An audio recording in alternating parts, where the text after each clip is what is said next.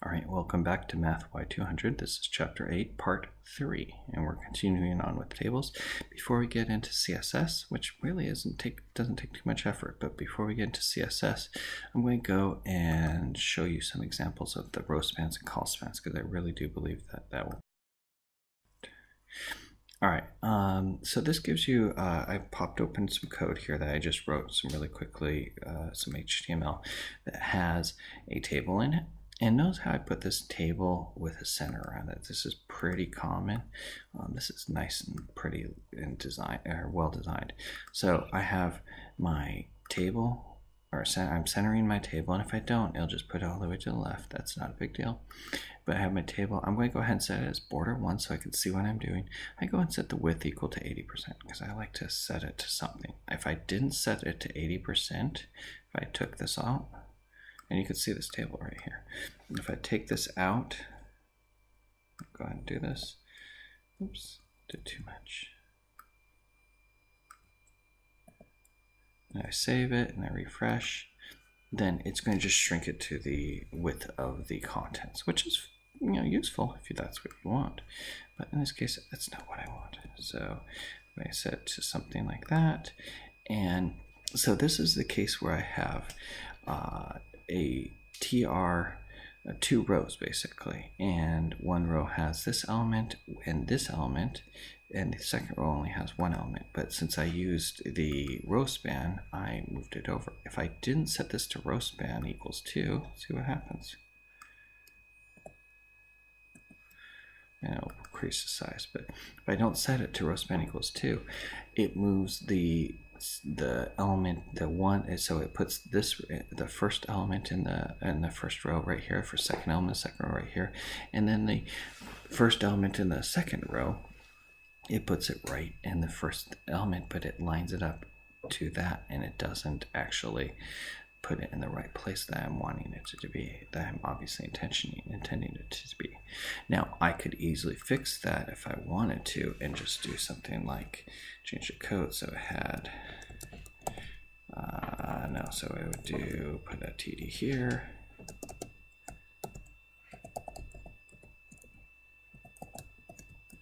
Save that and go here. And that would get me effectively the same thing, but then this is not, in a sense, the same thing, but it's not, because this is still two elements in the column, and I want that to be located down. See, also the nice thing about this is align a center. If I wanted to do, say, align bottom, okay, now what does that do? It doesn't change anything here, but if I had row span, I'm sorry, I didn't want that. I wanted the line to be center here, or bottom here. Okay, so if I had this to be bottom, I'm trying to keep my rows and columns separate correctly. Then if I go and change this to row span equals, and save that, and I refresh, and now, well, now I did something weird. Did I do row span in the wrong place? And this is where it gets confusing.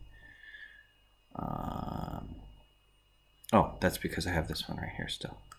I need to take that out because I had too many columns. And again, you had to kind of think about this and track it around.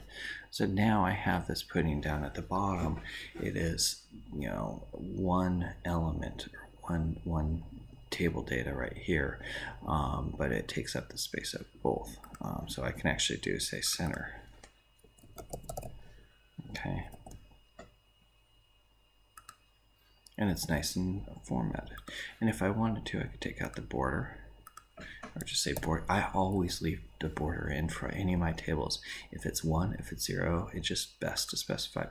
If I put it at 0, guess what? It's still, I light out things nicely, but it doesn't show up the lines.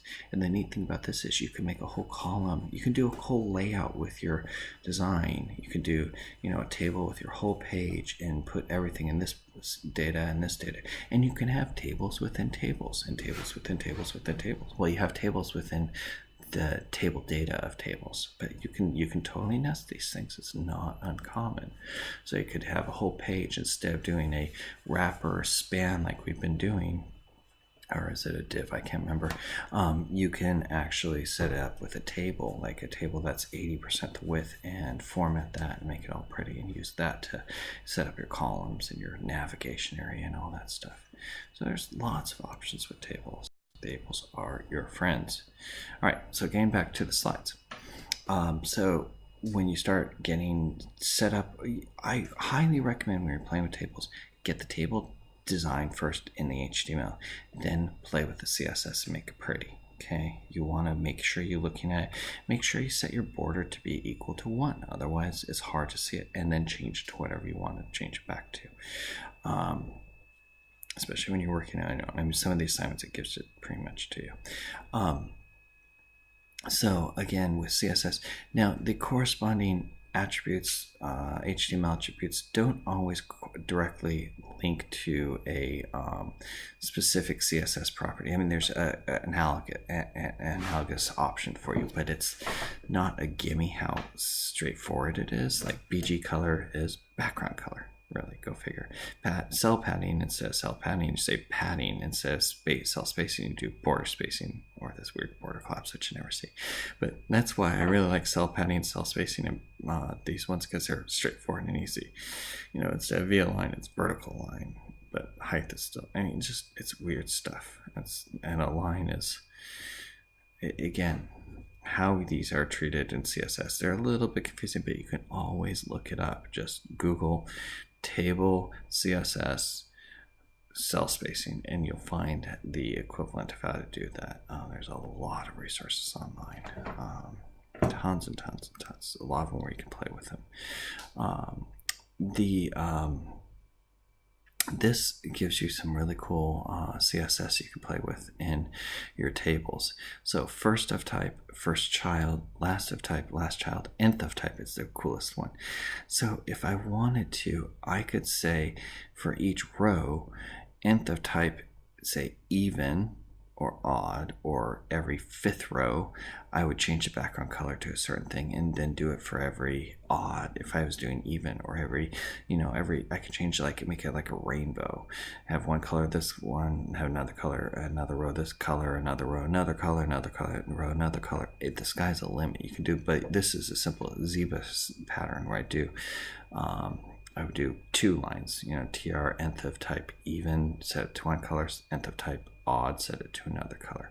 In fact, if I go over to my, let's see, if I go over to homework 26, we have the menu, I think it was, where you're setting up this table, and you can see this color is, this row is different color than this row, it's different color than that row. If I look at the code, which this is pretty much what you're doing in this whole assignment, it's not a difficult assignment.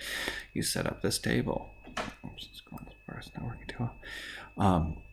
So you set up this table. The table is very straightforward, just like you've done you've seen previously. There's nothing formatting wise. If I wanted to, I could maybe say, I don't know if this will allow me to do this. Equals. Let's see what happens when that happens. Yeah, so I can see the borders here, at least when I do that. But the big thing is, if I go to my CSS, Notepad, and I look down at my table stuff here, kind of put it towards the bottom. Where are you? I know you're in there. So I have the table. I'm formatting. Let me minimize this so I can see it kind of with it side by side. So I'm formatting the table with a auto margin, border spacing 0, background color. So I have a general background color, and that's this, I think it's this brown color. Honestly, it's hard to tell which one's which, but then I say the odd, okay, so this is a yellow color, I suppose. And then every odd row is going to be this brown color. So the first row and a third row. And if there were multiple rows, it would just alternate. So this gives you that tier, or that alternating color effect just by adding one row and setting the background color in general. So it's setting the background color for everything and then overriding it for each nth row or each odd row. And so this is really a good little thing to do. And again, they have a padding, so this gives us the inside padding. Again, I like cell padding, but you would have to do that for each individual TD or TH, whereas this does it in general for all of the table. So, and do note that with the CSS, again, we've talked about this and you've done this in your assignments, but the comma allows you to do this applies the padding to both TDs and THs for all tables. And this does it for all tables, by the way. Every single table in this whole CSS. The neat thing is you can actually specify multiple tables, which let me show you in a sec. So that's a zebra stripe thing. Where are we? What was on this one? Oh yeah, and the other thing, I'll get to that last thing in a second here. But yeah, so we can actually group certain rows or specify certain rows as a header. So instead of just using TH, we could say the TH area, T head area, and the T body area. Again, this is nice for accessibility. It's more important for CSS. So you could say the TDs within, or TRs within the head do something different than the TRs within the body or the foot. So it does allow some extra formatting, and in fact you're playing with this. I think this is one of your assignments where you just almost explicitly create this.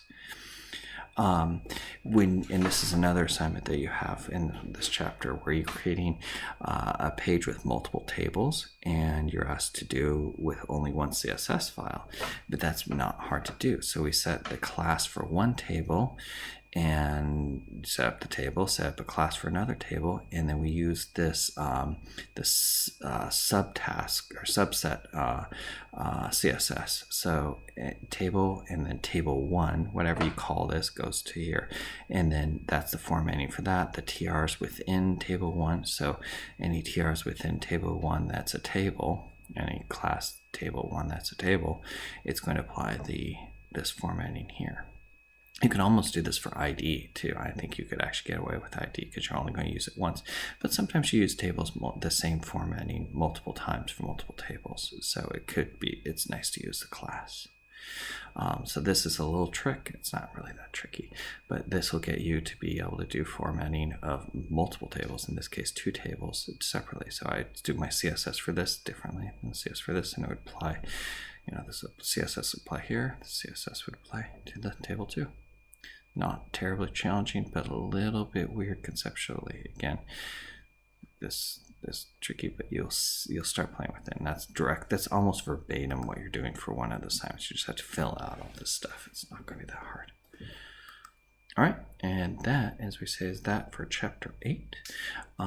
We talked about tables and how to make tables pretty. Again, don't be afraid to use the HTML tags. I'm not going to take off or HTML elements, attributes,